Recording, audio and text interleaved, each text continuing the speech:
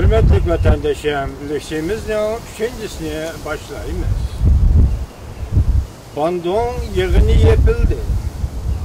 Reis Xi Jinping'in rolü cemaat fikriga aylandı mavzulu haber 4. ayının 23. günü Dovi Torbiti'de ilan kılındı. Bandung yığını yani Asya Afrika yığını defa atıldı.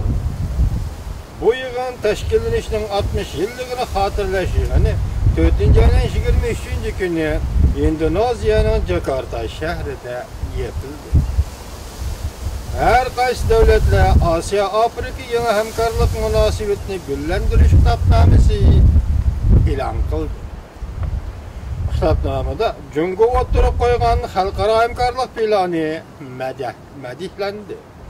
Hem de Jungo tarafından kelgüsü 5 yıl içinde terakki kılıvatkan devletlerge 100.000 kişi terbiyelep vermekçi bolğanlığını karşı aldı.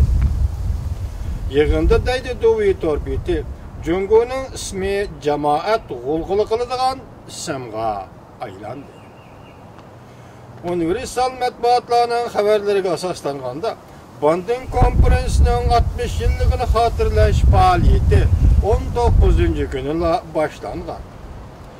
Yer şarı nüfusunun 75%'ini egelleydigan Asya Afrika rayonidan 100 devletinin rehberleri bu yığına katnaştı. Yığının hüccetleriga Janub-Şimal birleşip yoki Janub-Janub bilen birleşip rayon dairesinde savdo ticaretni mablag' solishni taraqqiy qildirish mazmunlari kirgizildi.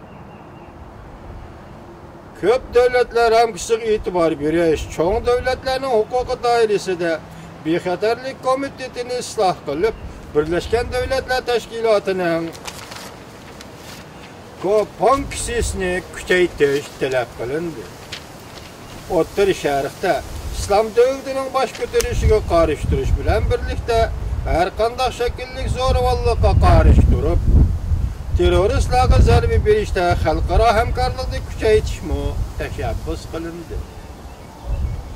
Yığın meydanı 1955 yılı Bandung yığını açılgan sorun bu yötkülüp, bu yerde Bandung Konferansiyasını hatırlaş murasimi ötküzüldü.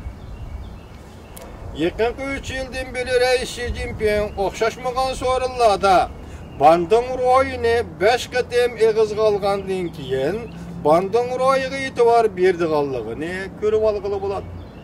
Reis Xi Jinping okşaşmagan sorunda da bundan burun 5 qatim Bandung royunu eğizga aldı. Bandung royunu eğizga alganligidan Reis Xi Jinping'nin bu yığınga ve Bandung royu qanday itibar berdiganligini ko'rib olg'ili bo'ladi deydi. Reis Xi Jinping yığında so'zlagan nutqida munda ko'rsatdi. Her qaysi devletler Bandung royunu joriy qildirib, xalqaro tartib ve xalqaro sistemining texmi adil, texmi muvofiq nishonga o'zliksiz taraqqiy qildirib, hamkorlikni kuchaytirib, insoniyatning o'rtaq taqdirini qurib chiqaylik.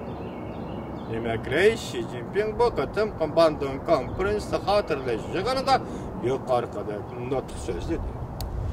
Fikrimizga kelaylik. Reis Xi Jinping o'tirib qo'ygan taqdir o'rtaqchiligi ayni chog'da mavzudan o'tirib qo'ygan insoniyatni ozod qilish bilan to'murdosh bo'lsinmi? Mavzudan yetolmagan maqsadga Reis Xi Jinping qaysi yo'l bilan yetalaydi? Bu belki Reis Xi Jinping uchun bu bir sinoq bo'lib qolishi mumkin. Biroq Reis Xi Jinping Bandung royini hurmat qildi. Bandung royunu joriy qildirishni tashabbus qildi. Undaqda biz ta'kidlayotgan Bandung royi bu qanday ro'y?